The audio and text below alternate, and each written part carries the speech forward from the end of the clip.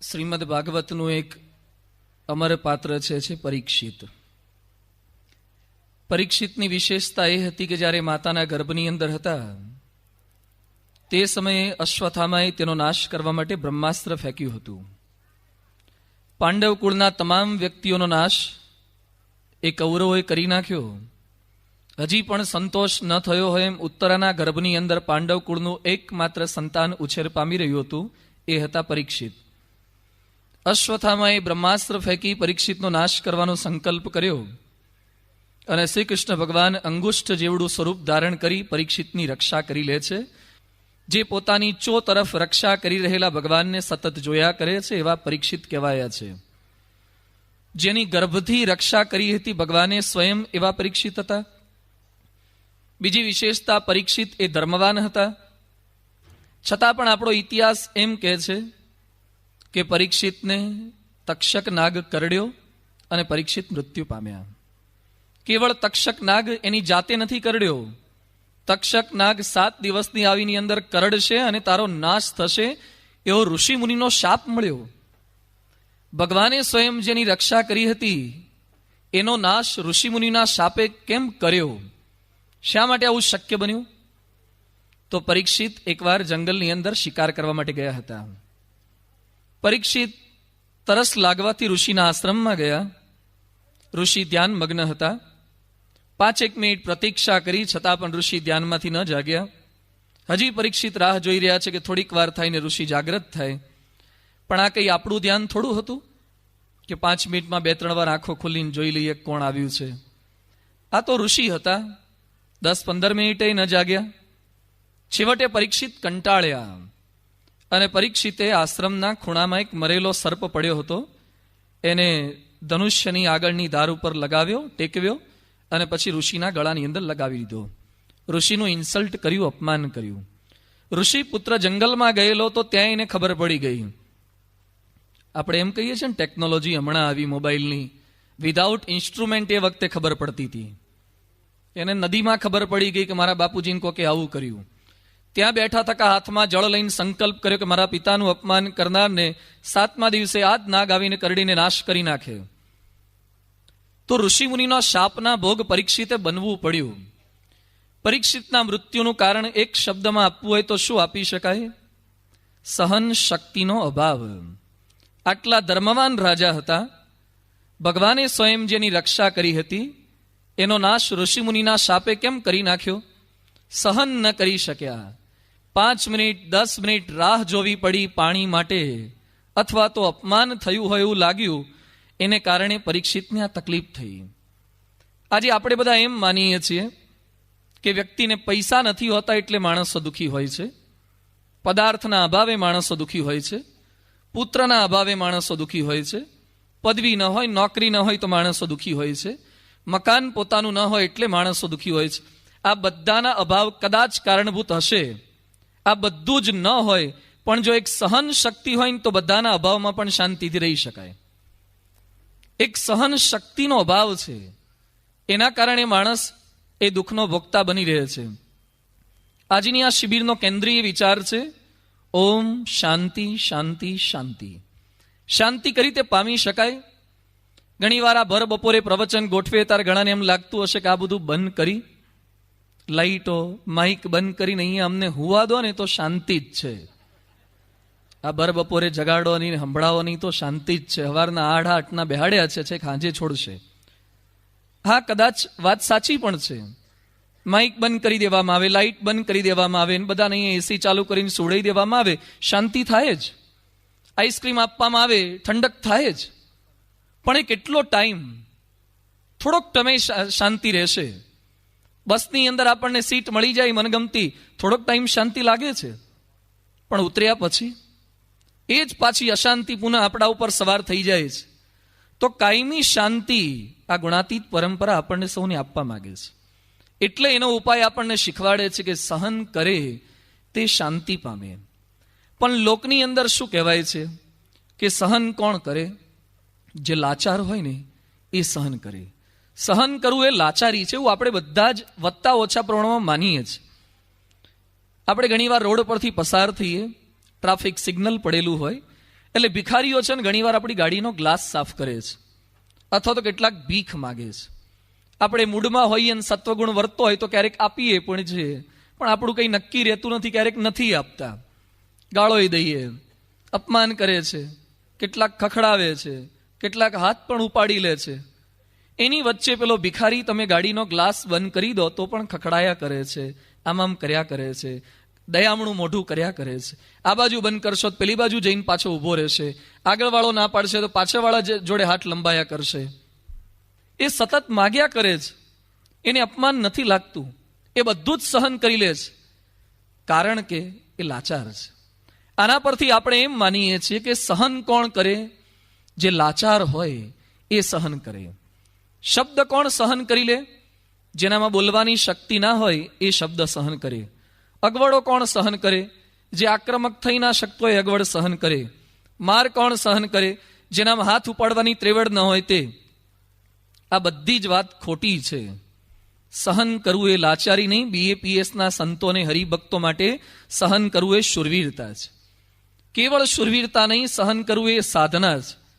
પહેલાના સમયમાં પરમહંસો માટે, પહેલાના સમયમાં હરિભક્તો માટે જે સાધના હતી, ગબડ યાત્રા હતી, જે હિમાલયની અંદર એ લોકો જપ કરતા હતા, યોગ કરતા હતા, અષ્ટાંગ યોગ કરતા હતા, એવી કોઈ જ સાધના આપણે રહી નથી. નિર્જળા ઉપવાસ કરે, ખટરસના ત્યાગ કરે. અત્યારે આપણી સાધના કેવી રહી છે? વર્ષમાં શાસ્ત્રીજી મહારાજના આપેલા 5 ઉપવાસ કરીએ એ પણ કેવા થાય છે આપણને સૌને ખબર છે. તો આપણા સૌ માટે સાધના કઈ રહી? સહન કરવું એ સાધના જ.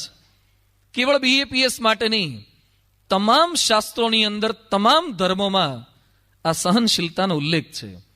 એકવાર વિવેકાનંદ સ્વામી અને રામકૃષ્ણ પરમહંસ બેઠા હતા. તે એક મુમુક્ષુ આવ્યો અને કહે છે કે મહાદેવ, મહાત્મન, હું ખૂબ દુઃખી છું, કંઈક સુખનો રાજમાર્ગ બતાવો. એ સમયે રામકૃષ્ણ પરમહંસ કહે છે કે ભાઈ, હું તો કંઈ ભણેલો નથી, મને કક્કા સિવાય બીજું કંઈ આવડતું નથી. વિવેકાનંદ સ્વામી ખૂબ સ્કોલર હતા, શિકાગોમાં પ્રવચન કરી શકે એવા હતા. એની સામે એમના ગુરુદેવ રામકૃષ્ણ પરમહંસ અંગૂઠા છાપ હતા. માંડ એમને કક્કો આવડતો હતો. એટલે રામકૃષ્ણ પરમહંસ કહે છે, મને કક્કા સિવાય બીજું કંઈ જ આવડતું નથી. પણ કક્કામાં મને ખ્યાલ, એક વિશિષ્ટ વાતનો ખ્યાલ છે કે કક્કામાં એક અક્ષર એવો છે જે 3 વાર આવે છે. કયો અક્ષર છે? સ. કક્કામાં સ એ 3 વાર આવે છે. એક દંત્ય સ, તાલવ્ય સ અને મૂર્ધન્ય સ. આ સંસ્કૃતમાં દંત્ય, તાલવ્ય અને મૂર્ધન્ય કે, આપણી કાઠિયાવાડની ભાષામાં તો ફાડીઓ ને મીંડીઓ ને એ જે કંઈ કહેતા હોય. બાકી સંસ્કૃતમાં સ જુદો બોલાય, શ જુદો બોલાય, શ જુદો બોલાય. આ બોલવામાં પણ ભેદ હોય છે, પણ અહીંયા બધું એકાકાર છે. એટલે અહીંયા રામકૃષ્ણ પરમહંસ કહે છે કે એક અક્ષર એવો છે જે 3 વાર આવે છે. કક્કામાં આવતો સ, 3 વાર આવતો સ આપણને એમ શીખવે છે, સહન કરો, સહન કરો, સહન કરો. આના સિવાય છૂટકો નથી. જે સહન કરતા શીખે છે એ જ પરમાત્માની કૃપાનો અધિકારી બને છે, એ જ સ્થિત પ્રજ્ઞ બને છે. એટલે સહન કરવું એ તમામ ધર્મનો રાજ છે.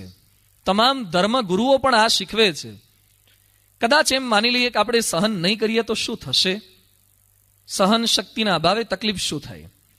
ઘણીવાર ઘણા માણસોને શરદી થઈ જાય ને પછી મટતી નથી. એઇડ્સ રોગ શું છે? એઇડ્સમાં તમારી રોગ પ્રતિકારક શક્તિ ઘટી જાય છે. એટલે નાનો સરખો રોગ પણ તમને મટતો નથી ઘડીકમાં. રોગ પ્રતિકારક શક્તિ તમારી ઓછી હોય એટલે તમને નાનો સરખો પણ રોગ એ નીકળે નહીં ઘડીમાં. શારીરિક દુઃખનું કારણ એ છે રોગ પ્રતિકારક શક્તિ ઓછી છે. એમ સહન શક્તિ ઓછી હોય તો માનસિક રોગોનું આક્રમણ થાય, એ ઘડીકમાં તમારાથી દૂર ન થાય. માણસોમાં સહન શક્તિના ભાવે કેવી પરિસ્થિતિઓ સર્જાય છે. અમદાવાદમાં એક ગરીબ પરિવાર રહે, પતિ પત્ની, 2 દીકરીઓ, 1 દીકરો.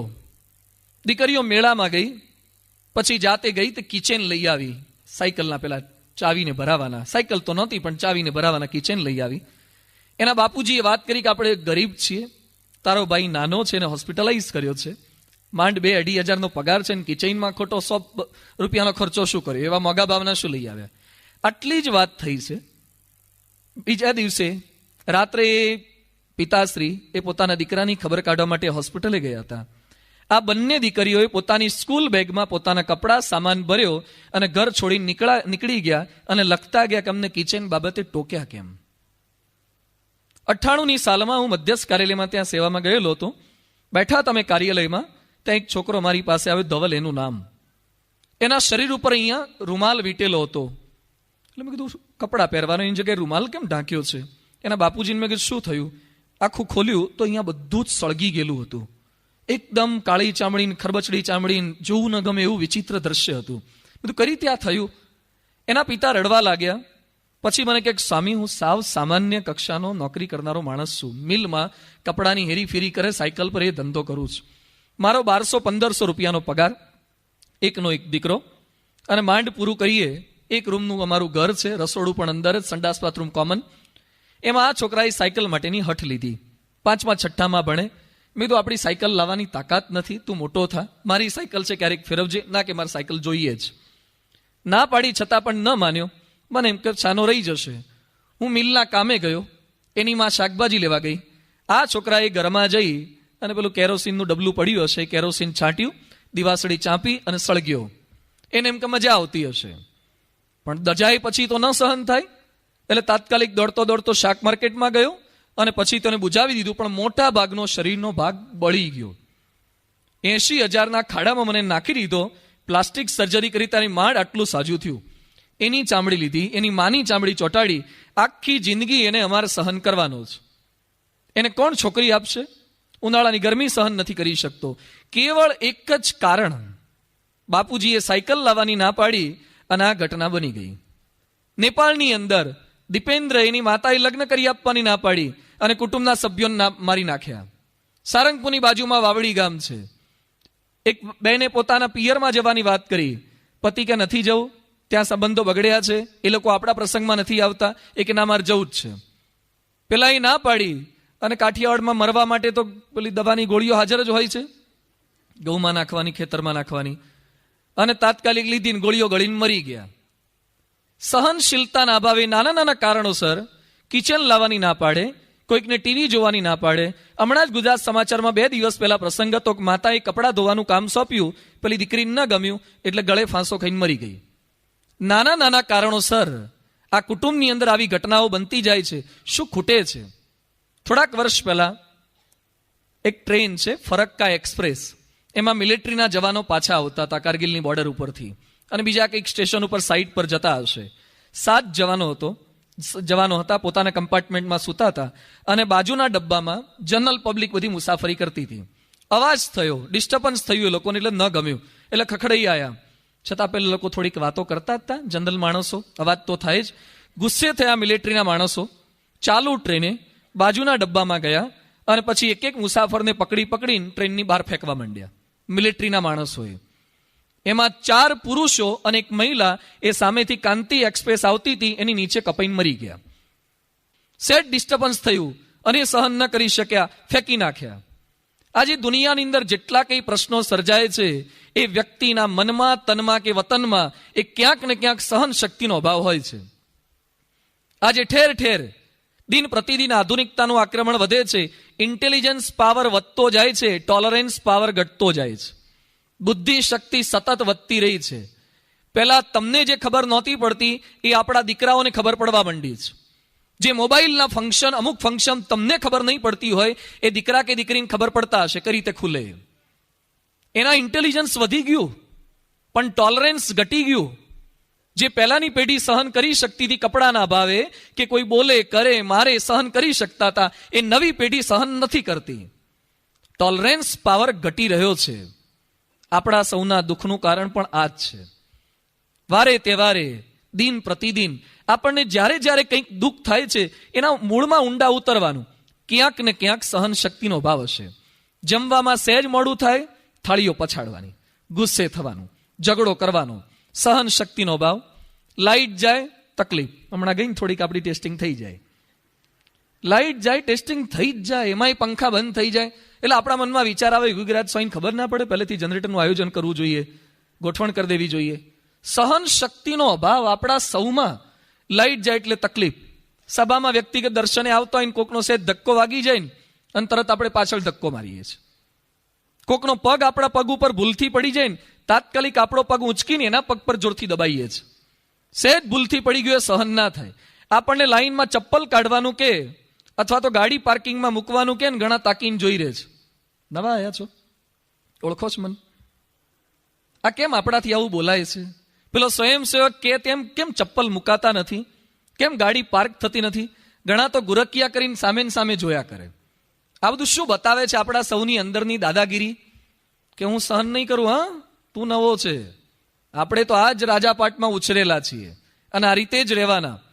ટ્રાફિકનું સિગ્નલ આવી જાય, આપણે તાત્કાલિક જવું હોય અને રેડ લાઇટ આવી જાય તો ફાટક બંધ થઈ જાય, કેવા આકડા ઉતાવળા થઈ જઈએ છે. ઘડીએ ઘડીએ ઉતરીને પાછા ત્યાં જોઈ આવે પેલો છે કે નહીં, સુઈ તો નથી ગયો ને, અથવા પાટા પર જઈને સામે જોઈ આવે કેટલે પહોંચી. હવે તમે ઊંચા થાવ કે નીચા થાવ, ટ્રેન એના ટાઈમે જ આવે, કોઈ ફેરફાર ના થાય. છતાં પણ આપણી સહન શક્તિના અભાવે સહેજ ટાઈમિંગમાં ફેરફાર થાય, ગુસ્સે થવાય. પીરસતા એમાં સહેજ શાકનો રસો રોટલી નડી જાય, આકડા ઉતાવળા થઈ જવાય. શાક ભલે ઠરી ગયું હોય પણ આપણે તપી જવાય, તરત તપી જવાય છે. રૂમમાં પંખા માટે ઝઘડા, એમાં એક રૂમની અંદર 3 જણા એમાં હોસ્ટેલમાં રહેતા હોય અથવા ઘરમાં રહેતા હોય અને એકને શરદી થયો ને આપણે કહીએ પંખો ધીમો કર ને યાર, થોડીક ઠંડી લાગે છે. ધીમો નહીં થાય, તાર ઊંઘ હોય તું 5 પર જ રહેશે. આ તો છેલ્લો 5 છે, બાકી જો 7 હોય તો 7 પર કરીશ, ઓછો તો નહીં જ થાય. જોજો આપણે એક રૂમમાં સૂતા હોય ને અને કેવી તકલીફ થાય છે. આપણને પંખો ના નહીં થાય, તાર થાય કર લે જા. બારી બાબતે, લાઇટ બાબતે, ઘરમાં ટેલિવિઝન, છોકરો એક 10મામાં હોય અને પછી નાના ભાઈને કહીએ ભાઈ 10મામાં છે બંધ કર, એ કે ભાઈ 10મામાં હોય એમાં આખું વર્ષ મારે સહન કરવાનું, મારે ટીવી નહીં જોવાનું. જોજો, ભાઈ માટે ટીવીનો ભોગ આપવો, ઘરમાં એક વ્યક્તિને શરદી થઈ છે એના માટે પંખાનો ભોગ આપવો, અથવા બસમાં બારીમાં પવન આવતો હોય આપણે એમ કહીએ સહેજ આમ થોડીક બંધ કરો ને, તો ઘણા કેવા વિચિત્ર હોય, આખી ખોલ નાખે. સહેજ બંધ કરવાની કહીએ ને આખી ખોલ નાખે. જા કે નહીં થાય. બારીની બાબતમાં સહેજ આપણી મશ્કરી થાય ને આપણે આકડા ઉતાવળા થઈ જઈએ છીએ. આપણા ઉપર કોઈક જોક કે મશ્કરી કરે ને આપણે ટેન્શનમાં આવી જઈએ છીએ, ખીજાઈ જઈએ છીએ. ઘડીએ ઘડીએ આપણે ખીજાઈ જઈએ, ઘડીએ ઘડીએ આપણને ખોટું લાગી જાય ને તેમ સમજવાનું કે આપણામાં વિટામિન S ની ઉણપ છે. શેની ઉણપ છે? વિટામિન S એટલે સહન શક્તિની ખામી છે. આ ડોક્ટરો પાસે જઈએ ને, માથું ક્યાં પોકળ સાહેબ ને બધા પાસે, એટલે મોઢામાં ચાંદા થયા એટલે આપણને કે તમને છે ને વિટામિન આ ખૂટે છે, આ વિટામિનની ટેબ્લેટ લોન, ઇન્જેક્શન લોન. એમ આપણને કોઈ ઘડીએ ઘડીએ કહી જાય ને પછી ટેન્શનમાં આવી જવાય ને તો એમ હવે જવાનું કે આપણામાં વિટામિન S સહન શક્તિની ખામી છે, એટલે જ આપણને ટેન્શનમાં આવી જવાય છે. હવે આપણો પ્રશ્ન એ છે કે આપણે સહન કેમ નથી કરતા, કેમ નથી કરી શકતા? તો પહેલું કારણ એ છે કે આપણામાં માન છે. હું ભણેલો, હું પૈસાવાળો, હું પદવીવાળો અને હું સહન કરું, આવું આપણને વધતા ઓછા પ્રમાણમાં રહ્યા કરે છે. સહન તો બીજા કરે જે સામાન્ય હોય, મારે કઈ એવું સહન ના કરવાનું હોય, હું તો મોટો છું. પણ આપણા ઇતિહાસ સામે નજર કરીએ, નીલકંઠ વર્ણી વિચરણ કરતા કરતા બુધેજ ગામે પધાર્યા ખોડાબાઈના દરબારમાં. ખોડાબાઈ નામું લખતા હતા અને પછી ભિક્ષા માગી તો રડિયાત દાસી ત્યાં ફળિયામાં ઊભી હતી. નીલકંઠ વણી કે ભિક્ષાન દેહી. દાસી કે આંટા ફેરા માર, કે અત્યારે હું નવરી નથી, નવરી પડીશ પછી ભિક્ષા આપીશ. કોને કીધું? દાસીએ નીલકંઠ વર્ણીને કીધું કાંટા ફેરા માર. નીલકંઠ વણી કાંઈ જ બોલતા નથી. 7 ફેરા ત્યાં ફર્યા અને પછી નીલકંઠ વણી કે કંઈક આપો ને. પેલી બાઈએ જુવાર આપી. એટલે નીલકંઠ વણી કે જુઓ તો ખરા, મારી પાસે બીજું કઈ સાધન સામગ્રી નથી, મહેરબાની કરીને મને સીધું આપો તો હું રસોઈ કરી, લોટ આપો તો કંઈક પાણી નાખીને જમી જવું, જુવાર આપશો હું કઈ રીતે જમું? પેલી બાઈ શું કે છે, જા કે બાવલા, તારા જેવા કેટલાય આવે, તારા જેવા તો કેટલાય આવે, આ જુવાર લેવી એટલે નહીં તો નીકળ અહીંથી. નીલકંઠ વણી જુવાર લઈને ત્યાંથી નીકળી જાય છે. નીલકંઠ વણી મનમાં વિચારે છે કે બાઈ તું એમ કે છે કે મારા જેવા કેટલાય આવે, મારા જેવા બુદ્ધેજમાં નહીં, આ પૃથ્વી પર કોઈ દાડો નથી આવ્યા. બુદ્ધેજની શું વાત કરે છે? આ પૃથ્વી પર પહેલી વાર હું સર્વોપરી પુરુષોત્તમ આવ્યો છું. આવું નીલકંઠ વણી નથી બોલતા, કારણ કે પોતે સમજે છે સહનશીલતાનો ગુણ એમનામાં હતો. આપણને કોઈ આવું કહેતો મારા જેવા કેટલા, જો બતાવું છે મારા જેવા તને કેટલા મળ્યા છે. નીલકંઠ વણી કાંઈ નથી બોલતા, સહન કરી લે છે. પ્રમુખ સ્વામી મહારાજ અટલાદરામાં બિરાજમાન હતા. માલપુવાની રસોઈ હતી. પ્રમુખ સ્વામી મહારાજ જાતે હરિભક્તોને પીરસતા હતા. માલપુઆ ખૂટ્યા એટલે સ્વામીજી પોતે લેવા માટે રસોડામાં ગયા. માલપુઆ એક વાસણમાં પડ્યા હતા. પ્રમુખ સ્વામી મહારાજ ભરેલું પાત્ર લઈને નીકળવા જતા હતા. ત્યાં રસોઈ આવ્યો, એ મહારાજ મૂકી દો, કે હેઠા મૂકો, ક્યાં લઈ જાઓ છો? પ્રમુખ સ્વામી મહારાજ કે બાર હરિભક્તો છે, મૂકી દો કે નથી લઈ જવાના, તો બીજા માટે રાખેલા છે. પ્રમુખ સ્વામી મહારાજે સંસ્થાના ધણીએ પેલું માલપુઆનું પાત્ર હેઠું મૂકી દીધું. ત્યાં પેલા એક હરિભક્ત ફરતા ફરતા ત્યાંથી પસાર થતા હતા. એક એ બામણ, ખબર છે તને, તું કોને ના પાડે છે? આ તનન મને બેયને જેને નોકરીમાં રાખ્યા છે ને, એ આ ધણી છે સંસ્થાના, એને તું ના પાડે છે? પ્રમુખ સ્વામી મહારાજ પોતે નથી બોલતા. આપણે તો બ્રાહ્મણની જરૂર જ ના પડે, આપણે જાતે જ પરિચય આપી દઈએ. ઓળખશ તું મને? કોને ના પાડે છે? રહેવાનું છે ને તાર પછી નોકરીએ, તરત આપણે પરિચય આપી. આપણને ના કેમ પાડે? સ્વામી જાણે છે સંસ્થાના ધણી છે, બાર માલપુઆની જરૂર છે, છતાં પણ સહન કરી લેવું આ મોટા મોટાની રીત છે. આપણે સહન નથી કરી શકતા આ માને કરીને, તો વિચાર એ કરવો કે આપણા કરતા પણ મોટા સાક્ષાત ભગવાનના અખંડ ધારક સંત, એ જો સહન કરી શકતા હોય તો આપણે કેમ સહન ન થાય? બીજી વસ્તુ, આપણે કેમ સહન નથી કરતા? બીજાનો વાદ લઈએ છીએ એટલે. આપણને છે ને બહાર ટ્રેનિંગ બી આપવામાં આવે છે. ઘણા લોકો આપણને એવું કહે કે બહુ પોચા નહીં રહેવાનું, બહુ પોચા રહો ને તો બધા દબાઈ કરે, ઢીલા નહીં રહેવાનું, ટીટ ફોર ટેટ, થાય એવા થઈએ તો ગમ વચ્ચે રહીએ. અમારા ચરોતરમાં આવી કહેવત કે થાય એવા થઈએ ને તો ગમ વચ્ચે રહીએ, ફૂફાડો તો મારવો જ. આવું આપણને શીખવવામાં આવે છે, તાલીમ આપવામાં આવે છે. પહેલા તાલીમ અલગ હતી. રામચરિત માનસમાં ખૂબ સુંદર ઉલ્લેખ આવે છે. સીતાજીનું જયારે લગ્ન થયું, રામ ભગવાનની સાથે વિદાય કરવાના હતા, ત્યારે જનક રાજા અને સીતાજીના માતુશ્રી સુનૈનાજી સલાહ આપે છે. સાસરીએ જતી દીકરીને કયા પ્રકારની તાલીમ આપવી જોઈએ, રામાયણ શીખવે છે. અને પછી ટ્રેનિંગ આપતા શું કહે છે કે બેટા, તું હવે રામના ત્યાં જઈશ, તારા પતિને ભગવાન તુલ્ય માનજે, તારા દિયરને તું ભાઈ તુલ્ય માનજે, તારી નણંદને બેન તુલ્ય માનજે, તારા સાસુ સસરાને માતા પિતા તુલ્ય માનજે. ગમે ત્યારે વહેલા જગાડે, મોડા સુવા મળે, એ ખરપ ઉચ્ચારતી નહીં. ઓછું ખાવાનું મળે, કઈ તકલીફ પડે, સહેજ પણ ટીકા કરતી નહીં. કોઈ તારું ગમે તેટલું અપમાન કરે, કોઈ બીજાને વાત કરતી નહીં. આ પ્રકારની તાલીમ આપી. ગમે તેટલી તકલીફ પડે, અયોધ્યાનો ઉમરો ઓળંગીને આ બાજુ આવીશ નહીં. આ તાલીમ સીતાજીને આપી. અત્યારની તાલીમ કેવી છે? છોકરીની વિદાય આપતા શું કે, સહેજ તકલીફ પડે ને બેટા, સહેજ બોલે ને, ખાલી એક મિસ કોલ કરી દેજે. તને કોક સહેજ બોલે ને, મિસ કોલ કરજે, તરત આઈને લઈ જઈશું. સાંભળી નહીં લેવાનું તારી સાસુનું, તારા ધણીનું. પહેલેથી જોજે, હા, દબાયેલી ન રહેતી, નહીં તો આ લોકો ચડી બેસશે. તાલીમ જ આ. લઈ જઈશું તને. અત્યારે કાયદા બધા આપણા પક્ષમાં જ છે. આવી તાલીમ દીકરીઓને આપે, દીકરાઓને આપે, એ ઘર સંસાર કેટલા ટકે? તાલીમ જ આ કે સહન નહીં કરવાનું. તો પહેલા તાલીમ આ હતી કે સહન કરતા શીખવાડે છે. શ્રીજી મહારાજના પરમહંસોમાં આ તાલીમ હતી. બીજા લોકો સામે નથી જોતા. પરમહંસોને બાવાઓ, સંન્યાસીઓ ત્રાસ આપતા હતા. એટલે શ્રીજી મહારાજ પરમહંસોને કહે છે, ભક્ત ચિંતામણીના 51મા પ્રકરણમાં ઉલ્લેખ આવે છે, સુણો સંત શ્રી હરિ કહે, આપણે બહુ બહુ સહ્યું, જેમ જેમ આપણે ક્ષમા કરી તેમ તેમ દુષ્ટે દુઃખ દહ્યું. આજ પછી એક મારું વચન હૃદયે ધારવું, દુષ્ટ આવે જો મારવા, તેને થોડું ઘણું તો ડરાવવું જ. આવી શ્રીજી મહારાજે છૂટ આપી. આપણને તો રાહત જોતા એક છૂટ આપે તો સારું. પરમહંસોને છૂટ આપી ત્યારે મુક્તાનંદ સ્વામી પરમહંસો શું કહે છે, ત્યારે તે સંત બોલિયા, મહારાજ નહીં કહો એમ, ભૂંડા ભૂંડાઈ નહીં તજે તો ભલા ભલાઈ તજે કેમ. મહારાજ, એ લોકો એમની દુર્જનતા નથી છોડતા, તો અમારે અમારી સજ્જનતા નથી છોડવી. બીજાની સામે જેને સહન કરવું છે ને જોવાય જ નહીં. પેલા સહન નથી કરતા, મારે સહન નથી કરવું, બીજાનો વાદ ન લે. ત્રીજી વસ્તુ, આપણે સહન નથી કરતા, રાજીપાનો વિચાર નથી. જેના મનમાં રાજીપાનો વિચાર છે, સહન કરે છે. ઉત્તર રામચરિત માનસમાં હનુમાનજીનો ઉલ્લેખ આવે છે. લંકામાં ગયા પછી લંકાના રાક્ષસોએ હનુમાનજીને બાંધી દીધા. હનુમાનજી વિચાર કરે છે કે હું એકલો આ બધાને પહોંચી વળવા સમર્થ છું.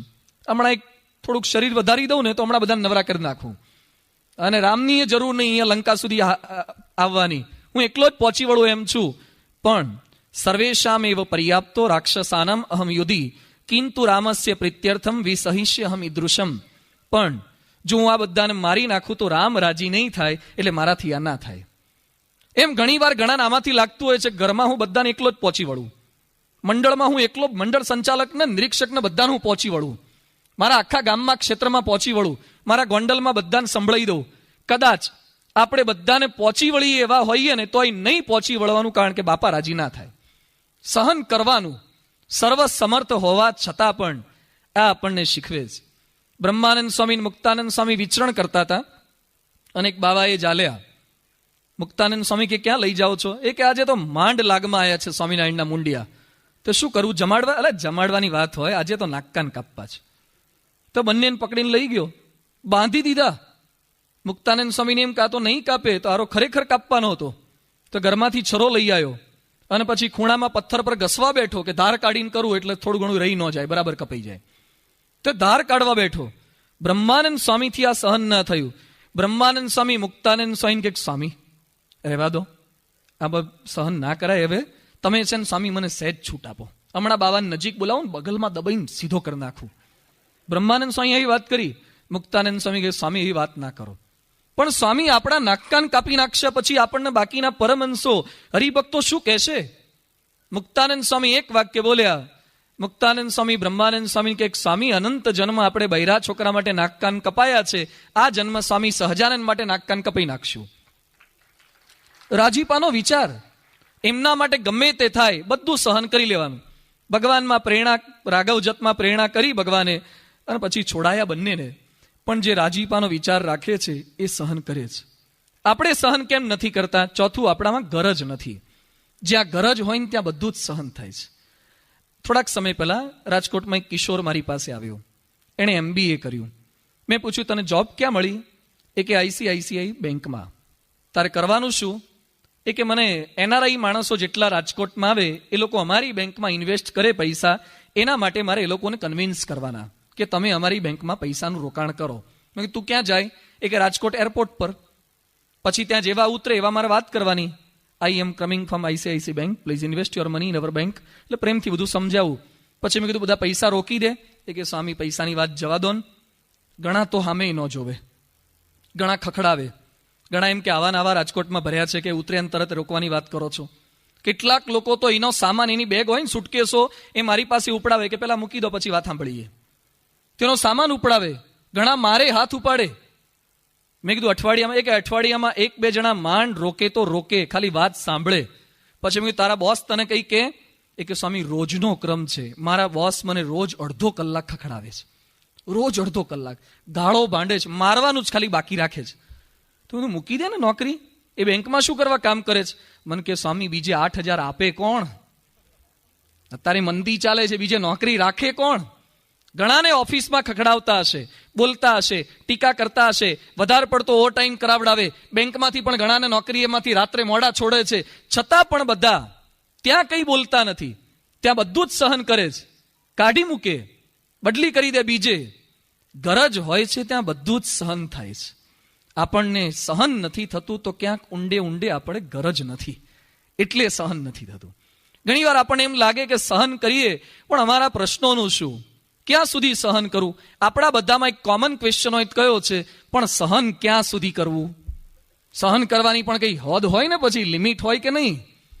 ઘણા ઝઘડો થયો હોય ને પછી એમ કે મેં બહુ સહન કર્યું, પછી મારી હદ આવી ગઈ, મારી લિમિટ આવી ગઈ, હવે સહન ન થાય. આપણે બધાને છે લિમિટ આવી જાય છે. તો લિમિટ શું સહન કરવાની? અબ્દુલ કલામ દિલ્હી અક્ષરધામ આવ્યા હતા અને પછી એમણે એક વાત કરી હતી સંતોને. પેલા એમનો ઇન્ટરવ્યુ બહાર આવ્યો હતો પુસ્તકમાં. એમને પૂછ્યું કે તમારું પ્રિય પુસ્તક કયું? અબ્દુલ કલામે 3 પુસ્તક જણાયા છે. પહેલું કુરાન, બીજું એક ઇંગ્લિશનું પુસ્તક ઓમ પ્રકાશ ગુપ્તાનું કઈ લાઇટ વાળું, અને થર્ડ વન એનું પુસ્તક છે સંત તિરુવલ્લુવરની કવિતાનો ધર્મગ્રંથ. 1300 કવિતાનો ધર્મગ્રંથ છે. એ અબ્દુલ કલામનો પ્રિય ગ્રંથ છે. આ સંત તિરુવલ્લુવર કોણ છે? તો કલામ જ્યારે દિલ્હી અક્ષરધામ આવ્યા ત્યારે કલામે વાત કરી હતી કે સ્વામીજી અક્ષરધામ આટલું સુંદર છે, પણ એક સંતની મૂર્તિ પધરાવજો. દક્ષિણ ભારતના સંત છે તિરુવલ્લુવર. કલામ ભારતના રાષ્ટ્રપતિ જેની મૂર્તિ પધરાવવાની વાત કરે કોણ હશે? તો તિરુવલ્લુવર દક્ષિણ ભારતના એક વણકર સંત હતા. વણાટ કરવાનું કામ કરે, સાડીઓ બનાવે. એકવાર એની પાસે એક યુવક આવ્યો અને પછી કહે છે કે સાડી કેટલામાં દીધી? એ કે 10 રૂપિયા કિંમત છે આની. એટલે પેલા યુવકે સાડીના 2 ટુકડા કરી નાખ્યા. ટુકડા કરીને પછી કહે એક કેટલામાં દીધો? આવું કરવાનું હોય ક્યાંય સાડીની દુકાને જઈને? તો આવા ટુકડા કરે ને પછી કહે બાકી એક કેટલામાં આપ્યો? એ કે 5 રૂપિયામાં. પછી જે એક વધ્યો હતો ને એના 2 ટુકડા કર્યા. પછી કે હવે આ કેટલામાં આપ્યો? એ કે 2.5 રૂપિયામાં. બીજા ટુકડા કરે, હવે આ કેટલામાં થાય? એ કે 1.25 રૂપિયામાં. પેલો ટુકડા કરતો ગયો, પેલા એના અડધા ભાવ કહેતા ગયા. છેવટે સાવ નાના ટુકડા થઈ ગયા. એટલે પેલો કે હવે મારે કામ નહીં લાગે, આ તો હાથ રૂમાલ જેવડા થઈ ગયા. ત્યાં નાખી અને જવા માંડ્યો. તિરુવલ્લોર કે વાંધો નહીં, આપને તો કામ ના જ લાગે ને, તો નાના થઈ ગયા, પણ મને તો કામ લાગશે. એક શબ્દ ના બોલ્યા. સહન ક્યાં સુધી કરવું? જ્યાં સુધી સામેવાળાની લિમિટ આવી જાય ને ત્યાં સુધી. સામેવાળો થાકી જાય ને ત્યાં સુધી સહન કરવું, આ ભારતીય સંસ્કૃતિનો રાજ છે. એકનાથ નદીએ સ્નાન કરવા ગયા, ગંગા નદીએ, અને પેલો એક મુસલમાન આવ્યો કે હેરાન કરવા છે એકનાથને. સ્નાન કરીને એને થૂક્યો. એકનાથ ફરીથી સ્નાન કરવા ગયા, નાઈને આયા, ફરીથી થૂક્યો. 2 વાર, 3 વાર, 5 વાર, 10 વાર, 25 વાર, 50 વાર, 75 વાર, 100 વાર પેલો થૂક્યો. એકનાથ એક પણ શબ્દ બોલ્યા વગર 100 વાર સ્નાન કરીને પાછા આવ્યા. પછી પેલો થાક્યો, કારણ કે એને થૂક ખૂટી ગયું. હદ હોય ને પછી થૂકની કેટલું હોય. એટલે પછી કંટાળ્યો કે ખરા છો તમે યાર, તમે કેમ થાકતા નથી? એ કે એમાં શું થાકવાનું, રોજ મને ગંગાજીમાં 1 વાર સ્નાન કરવા મળતું હતું, તમારી કૃપાથી મને 100 વાર નાવા મળ્યું. આવા માણસોને હેરાન કેમ ના કરવા? જો જેને ગલી પછી થતી હોય ને એને ગલી પછી કરવાની મજા આવે. ઘણા સેજ એડો ને, ઘણા અત્યારે કરવા માંડ્યા, પછી ટેસ્ટિંગ કરજો. જેને થતી હોય ને એને કરવાની મજા આવે, પણ જે ન થતી હોય ને તમે ઘણા નડો ને, લે કર લે, હવે એને કરવાની મજા ના આવે. એમ જે ખીજાતા હોય ને એને ખીજાવાની ગામ આખાને મજા આવે. પણ આપણે ખીજાઈએ જ નહીં તો લોકો આપણને કેમના હેરાન કરી શકવાના છે? એમ જેનામાં ટોલરન્સ પાવર નથી એને લોકો હેરાન કરે છે. આ લોકોને કોઈ સ્થિતિની અંદર વિઘ્ન આવતું જ નથી. નીલકંઠ વણી ત્યાં જુનાગઢમાં પધાર્યા, જમવા બેઠા. આ તો કલ્પનાતીત પ્રસંગ છે, કઈ રીતે થઈ શકે? જમવા બેઠા ને પેલા ઉભા કરે, એ સાધુરામ ખડે હો જા, ખડે હો જા. તો બોલે ડીશ પત્તર કે જે કે ઉંચકીને ઉભા થયા, બીજે બેઠા. ત્યાં બીજો એક બાવો, એ બચ્ચા યહાં ક્યું બેઠા હે, ઉઠ ઉઠ યહાં સે ઉઠ. કિસને બિઠાયા? બીજે બેહાડ્યા. જમતા જમતા નીલકંઠ વણીને ઇતિહાસ એવું કહે છે કે 7 કે 17 વાર ઉભા કર્યા. આ પ્રસંગ સાંભળ્યા પછી આપણે ખાલી આપણા માટે ટેસ્ટિંગ કરવું હોય ને કોઈ ઉભા ના કરે, આપણે જાતે ડીશ મૂકી, 1 વાર બેઠા ભાઈ, બીજી વાર ઉભા થવાનું, બીજે બેસવાનું, ત્રીજી વાર બીજે બેસવાનું, આમ 7 વાર ખાલી એક્ટિંગ કરવાની. ખાલી નાટક કરવું હોય ને તોય ના થાય. નીલકંઠ વણી ખાતા ખાતા 7 વાર ઉભા થાય. આપણે તો 2 વાર ઉભા કરે ને, 1 વાર બેઠા હોય ને, માંડ સેટિંગ કર્યું હોય, છાસનો ગ્લાસ મૂક્યો હોય અને પછી ચપ્પલ નીચે ગોઠવીને સેટિંગ કરીને પંખાનું કે ઠાઠકનું બેઠા હોય ને, ઉભા થાવ એટલે એની સામે જોઈએ, શું કરો ઉભા થઈએ? એ કે બીજે બેસો ને. 1 વાર તો બેસી જઈએ, બીજી વાર ઉભા કરે ને ડીશ મૂકીને હાલતા જ થાય. અમે ભૂખડી બારસ છીએ, અહીંયા ખાવા આવ્યા છીએ, ખબર પડતી નથી પહેલેથી આયોજન કરો કોણ છે, સ્વયંસેવકો, ભોજન ડિપાર્ટમેન્ટ કોનો છે. એટલા આપણા મનમાં પ્રશ્ન ઉભાવે. નીલકંઠ વણી 7 વાર ઉભા થાય છે. આ કયા હદે આ લોકોની સહન શક્તિ હશે? તો સહનશીલતાની કોઈ લિમિટ ન હોય. યોગી બાપા કહેતા કે અમે ગુરુને મારવા દેતા, ગુરુ થાકે ત્યાં સુધી મારવા દેતા. આ સહનશીલતા છે. ઘણીવાર આપણને એમ થાય કે વાંક હોય તો સહન થાય, પણ વાંક વગર કેમ સહન કરવાનું? આપણા સૌનો એક પ્રશ્ન આ પણ હોય છે કે આપણો વાંક હોય તો સહન કરવું. ઘણા કે મારો વાંક હોય તો મને લાફો મારવાનો, પણ વાંક વગર છે ને મને કઈ નહીં કહેવાનું. વાંક હોય તો હું સહન કરી લઈશ, બાકી વાંક વગર જો એક વાક્ય બોલ્યા ને, આવું આપણા બધામાં છે. એ તો બહારના માણસો બોલે, વાંક વગર સહન કરે એનું નામ જ BAPS વાળા કહેવાય ને. વાંક વગર સહન કરે એ આપણી તાલીમ છે. રામચંદ્ર ભગવાનને જંગલમાં જવું પડ્યું, શું વાંક હતો એમનો? શું ભૂલ હતી રામચંદ્ર ભગવાનની? અરે રાજ્યાભિષેક થવાનો હતો, એની જગ્યાએ 14 વર્ષ જંગલમાં મોકલી દીધા. શું વાંક? 74ની સાલમાં પ્રમુખ સ્વામી મહારાજને એ જ પ્લેનમાં બેસીને પાછા આવવું પડ્યું લીલા તોરણે. શું વાંક હતો પ્રમુખ સ્વામી મહારાજનો? કઈ વાંક નથી, છતાં પણ સહન કરવું પડે છે. તો આપણે એવું નહીં માનવાનું કે વાંક હોય તો જ હું તો સહન કરું, વાંક ના હોય તો પણ ભગવાન અને સંતે સહન કર્યું છે એટલે આપણે સહન કરવાનું. ત્રીજો મુદ્દો, ઘણીવાર આપણને એમ થાય છે કે ભગવાન મળ્યા પછી કેમ સહન કરવાનું? ભગવાન ન મળ્યા એ સહન કરે, આપણને તો મહારાજ સ્વામી મળ્યા, હવે દુઃખ શેના? કૃષ્ણ ભગવાનનો જન્મ ક્યાં થયો હતો? બોલો તો ખરા. આમાંથી જેનો જેલમાં થયો હોય ઉભા થાય. કોઈ નથી આટલા બધામાંથી. જેલમાં જન્મ ક્યારે થાય? એની માએ કઈ આગુ પાછું કર્યું હોય તો, મમ્મીએ ભૂલ કરી હોય તો જેલમાં જન્મ થાય. કૃષ્ણ ભગવાનનો જન્મ જ જેલમાં થયો હતો. શરૂઆત જ સહનશીલતાથી. એની માતાને સગર્ભાવસ્થામાં કોણ સારા ભોજન ત્યાં જમાડતું હશે? કોણ ખબર કાઢવા માટે આવતું હશે? બાળકનો જન્મ થાય ત્યારે એનો મામો ઢીંગલા ઢીંગલી લઈને આવે, પાવડરના ડબ્બા લઈને આવે. કૃષ્ણ જન્મ્યા ત્યારે એનો મામો શું કરવા આવતો હતો? લિયો ટોયઝ લઈને આવતો હતો, પોન્ડ્સના પાવડરના ડબ્બા લઈને આવતો હતો, જબલા લઈને આવતો હતો, અરે મારી નાખવા આવતો હતો. જન્મતા વેદ સહન કરવાનું. દેવકીએ સહન કર્યું, વસુદેવે સહન કર્યું. અરે જેનો દીકરો એ સહન કરે, ઘણી વાર આપણને એમ લાગે કે મારો દીકરો મંડળ સંચાલક છે તોય મારે સહન કરવાનું. અરે તમારો દીકરો મંડળ સંચાલક છે, વસુદેવ દેવકીનો દીકરો તો ભગવાન હતો, તોય સહન કરે છે. ઘણી વાર આપણને લાગે અમારા ઘરમાં એક કાર્યકર તો એમને એડમિશન ના મળે. અરે કાર્યકર હોય તો એડમિશન ના મળે, ખાલી થઈ ગયું તો ના મળે, સહન કરવું પડે. આપણને એમ લાગ્યા કરે છે કે ભગવાન આપણને મળ્યા, એ આપણા પક્ષમાં છે, છતાં સહન કેમ કરવાનું. દાદા ખાચરના ત્યાં શ્રીજી મહારાજ 25 વર્ષે હતા. આમાંથી ઘણા ઘરે 5 વાર પ્રમુખ સ્વામી મહારાજ નહીં આવ્યા હોય. 25 વર્ષ ભગવાન સ્વામિનારાયણ રહે એટલે એ દાદા ખાચરે કેટલું સહન કર્યું છે. તો પહેલું એક લક્ષ્ય રાખવાનું કે ભગવાન મળ્યા હોય છતાં પણ સહન કરવું પડે. તો આપણને એમ થાય કેટલાનું સહન કરવાનું, બધાનું સહન કરવાનું. યોગી બાપા કહેતા કે મન તો કડિયાય ખખડાઈ જાય, કડિયાય ખખડી જાય. યોગી બાપા તો પેલા કામ કરતા હોય ને મંદિરમાં પગારદાર, એ ખખડાઈ જાય. બધા જ કહી શકતા હતા, આવી એમની જીવન ભાવના હતી. આ બધું સાંભળ્યા પછી એમ લાગે કે આનું સહન તો કરવું જ જોઈએ. થોડીક વાર આપણે એમ લાગ્યા કરે પણ આ છે ને કોતરી નાખવા જેવું છે. સહન કર્યા સિવાય છૂટકો નથી. ગીતામાં કૃષ્ણ ભગવાન અર્જુનને કહે છે, તાન તિતિક્ષસ્વ ભારત, હે અર્જુન તું સહન કરી લે, છૂટકો જ નથી. આદિ દૈવિક, આદિ ભૌતિક, આધ્યાત્મિક તાપ નડશે જ. આદિ દૈવિક એટલે અત્યારે ઉનાળાની ગરમી છે, સહન કરવાની. શું કરો બોલો, લો તમે ફેરફાર કઈ રીતે કરી શકવાના આપણે ગરમીમાં. ભૂકંપ થાય, 2000ની સાલમાં ભૂકંપ થયો, ઘણા ઘર પડી ગયા. તે ઘણા આખી જિંદગીનું બજેટ ભેગું કરીને મકાન બનાવ્યું હોય અને પડી જાય એટલે દુઃખી થાય. એ કે હાથી સિમેન્ટ વાપર્યો તો એ કેમ પડી ગયું, એટલે હાથીનો બાપ વાપરે તો પડી જાય. 9 રિક્ટર સ્કેલનો ભૂકંપ છે, ભલભલાના બિલ્ડિંગ પડી ગયા. ભૂકંપ થાય સહન કરવાનું જ. સુનામી આવે સહન કર્યું જ પેલા સ્ટેટ વાળાએ. દુકાળ પડે સહન કરવાનું જ. ઠંડી પડે પાક બળી જાય, વરસાદ વધારે પડે મોલ બળી જાય. કંઈ જ ના કરી શકો તમે.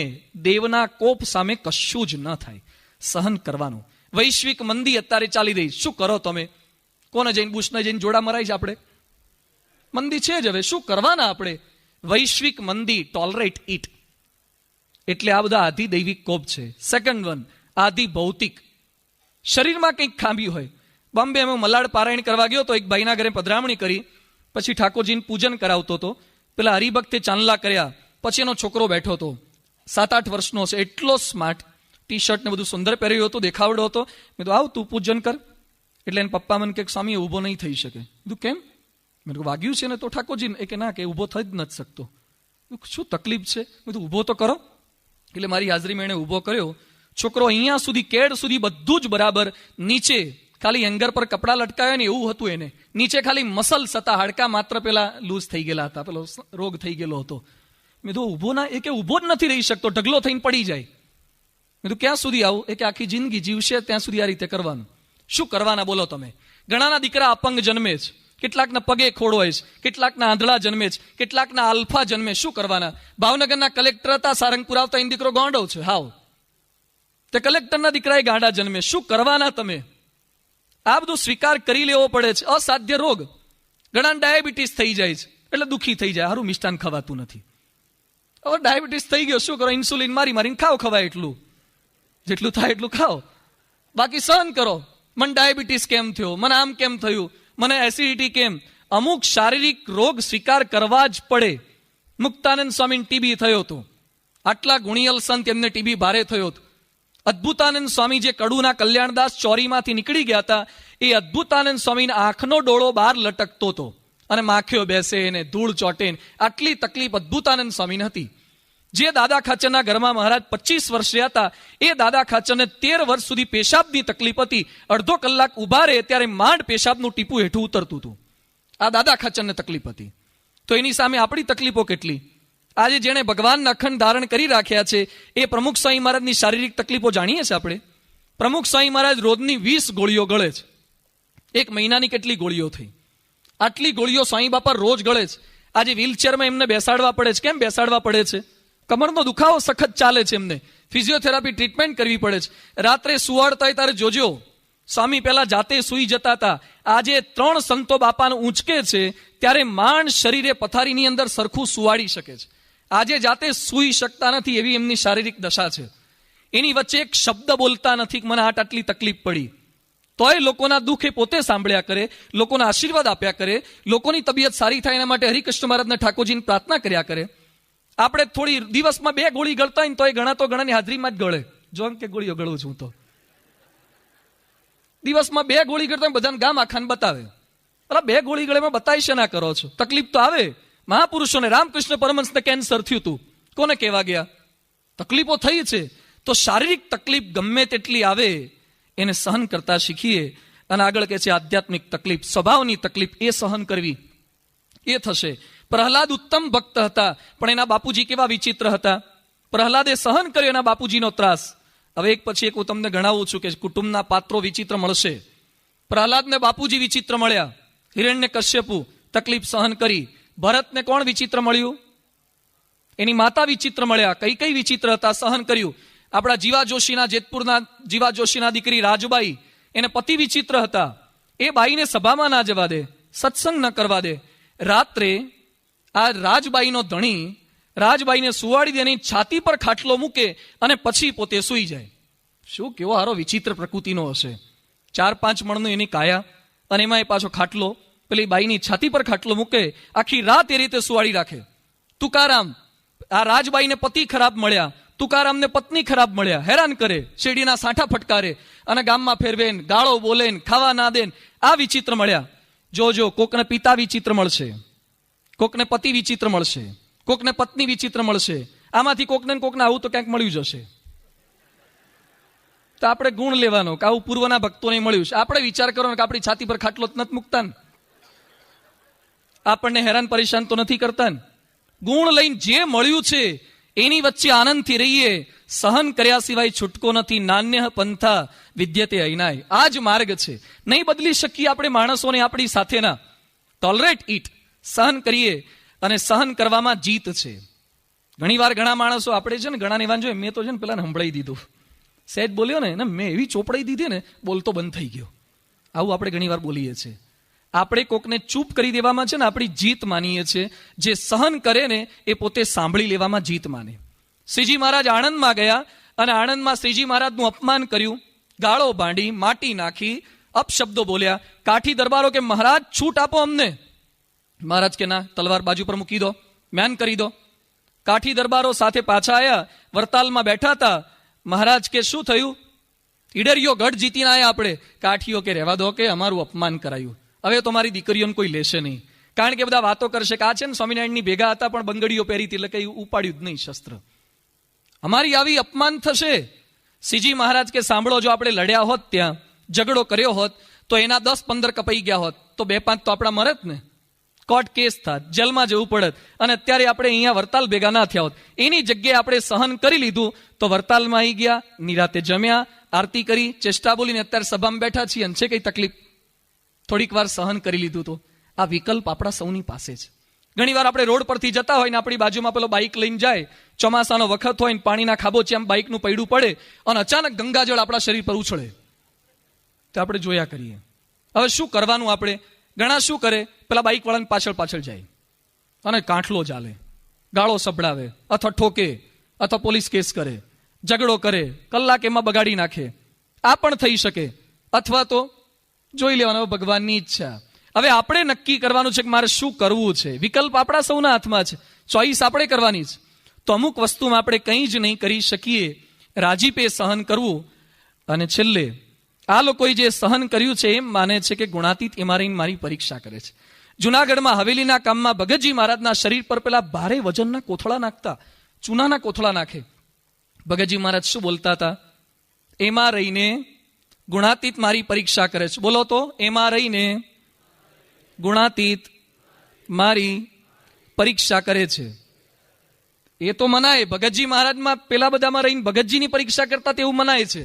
પણ હવે બોલાવું એમ બોલો, મારા પિતામાં રહીને, મારી માતામાં રહીને, મારી પત્નીમાં રહીને, મારા પુત્રમાં રહીને પ્રમુખ સ્વામી મહારાજ મારી પરીક્ષા કરે છે.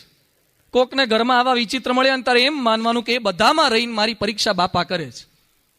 એ બધામાં રહીને સ્વામી પરીક્ષા કરે છે. સ્વામી બાપા બધે ક્યાંથી પહોંચી વળવાના? એટલે આવા ઘરમાં ક્યાંક ને ક્યાંક આપણને ગોઠવી આપે, જે આપણને ભ્રમરૂપ કરે. ઘણા લોકો આપણને ભ્રમરૂપ કરવા જ આવ્યા હોય સત્સંગમાં. એટલે આપણે નક્કી કરવાનું કે એનો સ્વીકાર કરી જ લેવાનો, કોઈ ફેરફાર નહીં થાય આમાં. આપણે ઘણી વાર એમ માનીએ છીએ કે આ એક જો બાજુ પર ખસી જાય ને તો બધું અમારા મંડળમાં શાંતિ જ છે. નહીં જ ખસે, ઘણા બદલાઈ જાય, હારા બીજે ટ્રાન્સફર થઈને જતા રહે, પેલો જાય જ નહીં, કોઈ ફેરફાર ન થાય. તો એ સહન કરવું જ પડે છે, એમાં કોઈ જ ફેરફાર નહીં થાય. યોગી બાપા કહેતા, સહન કરે એના પર રાજીપો વરસે છે. બાપા રાજકોટ પધાર્યા હતા 2 વર્ષ પહેલા, અને જોડીનો અમે રિપોર્ટ આપતા હતા કે સ્વામી અમે યાર્ડમાં ગયા હતા. સ્વામી કે શું થયું? અમે યુવકોની ટીમ બનાવી હતી, માર્કેટિંગ યાર્ડમાં ગયા. સ્વામી કે શું થયું? એટલે યુવકોએ વાત કરી કે સ્વામી અમે ગયા, કેટલાક લોકો ટીકા કરતા હતા કે આવી ગયા BAPS વાળા, તમારે ક્યાં ખોટ છે? તમારે તો કરોડોના અક્ષરધામ છે, કિલો ઘઉં શું માગો છો? આવું બધું ઘણા બોલતા હતા. સ્વામી બાપા કે તમે શું જવાબ આપ્યો? બાપાને ઘઉંમાં રસ નહોતો. સ્વામીએ મને એ પણ પૂછ્યું નથી કેટલા કિલો ઘઉં થયા. સ્વામીએ મને એ પ્રશ્ન નથી પૂછ્યો કે કેટલા રૂપિયા સેવા થઈ. સ્વામીએ એ પ્રશ્ન પૂછ્યો, સ્વામી કે આપણા યુવકોએ જવાબ શું આપ્યો? એટલે યુવકોએ વાત કરી કે સ્વામી અમને અહીંથી શીખવામાં આવ્યું હતું કે કોઈ ગમે તે બોલે, આપે કે ના આપે, અપમાન કરે, ટીકા કરે, આપણે કહેવાનું કે મહારાજની ઈચ્છા, અમે મહારાજને પ્રાર્થના કરશું કે તમારું સારું થાય. સ્વામી કે આપણી જીત થઈ. સ્વામી કે આમાં જોડી આવી ગઈ, જોડી સાર્થક થઈ ગઈ. પ્રમુખ સ્વામી મહારાજનો રાજીપો આના પર થાય છે, સંભળાઈને આવે એના પર રાજીપો થતો નથી. એટલે યોગી બાપા કહેતા, સહન કરે તે એકાંતિક, સહન કરે તે શાંતિ પામે. અને યોગી બાપા તો એક્સ્ટ્રીમ લેવલનું સૂત્ર આપણને સૌને આપતા ગયા છે કે સહન કરે તો હૈયામાં શાંતિના ફુવારા છૂટે, ક્ષમા દે તો. હવે ફુવારા તો આ ઉનાળામાં ફુવારો મળે કેવો આનંદ આવે નહીં? ફુવારા નીચે નાહવાની મજા આવે છે. ઘણા ફુવારા નીચે નાતા હોય પણ અંદર પાછી અંદર તો પછી અગ્નિ સળગતી હોય છે. તો અંદર ફુવારા છૂટે એનો ઉપાય આ છે. હવે ફુવારા તો અત્યારે આપણને કંઈક જણાતા નથી પ્રારંભિક દશામાં, પણ કરશું ને થોડી પ્રેક્ટિસ કરશું. ઘણી વાર ઘણાને એમ લાગે કે આ તો ગુણાતીત પુરુષોનું કામ, આ તો બાપા સહન કરે, આ તો મહારાજ સહન કરે, આ તો આપણાથી ન થાય. આવું આપણે માનીને માંડી જ વાળીએ છીએ. એવું નહીં, પ્રેક્ટિસ કરવાની. આમાંથી સાયકલ કેટલાને આવડે છે? બધાને આવડે જ છે ને? તો બધા પહેલેથી શીખીને આવ્યા હતા કે શીખ્યા હતા? અહીંયા શીખ્યા હતા. સાયકલ શીખીએ તારે પાછળ પકડાઈ રાખીએ છીએ, પકડો ને પાછળ, ઘણા પાછળ પકડાવે, પછી આમ ચલાવે ને, પછી ચડવા માટે કોઈક જોઈએ ને ઉતરવા માટે એ પકડજો કે મારે ઉતરવું છે. તે શીખીએ તારે ઉતરવા માટે કોઈક જોઈએ. પછી આમ સ્ટેરિંગ સામે જોવા જાય ને તો પેડલ બંધ થઈ જાય, પેડલ ફેરવા જાય તો સ્ટેરિંગ આમ થઈ જાય. સાયકલ શીખતા તારે આવી કેટલી તકલીફ પડતી હતી, પાછળ કોઈ બેસી જાય તો પડી જાય. અને અત્યારે આપણને સાયકલ છૂટા હાથે ચલાવવાનું કહેતો હોય ઘણા ચલાવે છે. ઘણા છોકરાઓ તો અદપ વાળી દે છે, ઘણા પલાઠી વાળી દે છે. ચાલુ સાયકલે છૂટા હાથે ચલાવે, 2-2, 3-3 સવારી ચલાવે છે. તો શીખ્યા તારે ચલાવી શકતા હતા, પણ પ્રેક્ટિસ પાડી. અમે સંતો ઠાકોરજીની પેલી આરતી ઉતારતા હોઈએ ને ત્યારે શરૂઆતમાં આરતી શીખીએ ને તો પેલું આમ ફેરવા જઈએ ને તો ટોકરું બંધ થઈ જાય, અને ટોકરું આમ કરવા જઈએ તો આમ થઈ જાય, બે ભેગું થાય જ નહીં. પણ શરૂઆતમાં પ્રેક્ટિસ પાડીએ ને, ધીમે ધીમે આમ કરતા ગયા તો અત્યારે બધું ફરે છે. આમ ફરે ને પેલું આમ ફરે. જોજો ઘણા શરૂઆતમાં પ્રેક્ટિસ પાડવી પડે છે, શીખવું પડે છે. એમ સહન કરવામાં પણ શબ્દ એકવાર સહન કરવાનો, ધીમે ધીમે કરતા આપણી પ્રેક્ટિસ પડશે. જેમ ઘણા જિમ્નેશિયમમાં જાય ને, કસરત કરે, પછી આમ બોડી આમ કરે, પછી કે મને મારો નહીં કંઈ થાય છે, આમ પ્રેક્ટિસ કર્યું અને બોડી બિલ્ડઅપ કરી દીધું હોય, મજબૂત 6-પેક બોડી થઈ ગઈ હોય, પછી એને કંઈ ના થાય. એમ બહાર જિમ્નેશિયમમાં જઈએ તો આપણું શરીર મજબૂત થાય, પછી કોઈ ગમે તેટલું મારે આપણને લાગે નહીં. એમ આપણે પ્રમુખ સ્વામીના જિમ્નેશિયમમાં આવવાનું એટલે મન મજબૂત થઈ જાય. શ્રી સ્વામિનારાયણ ભગવાનની જય.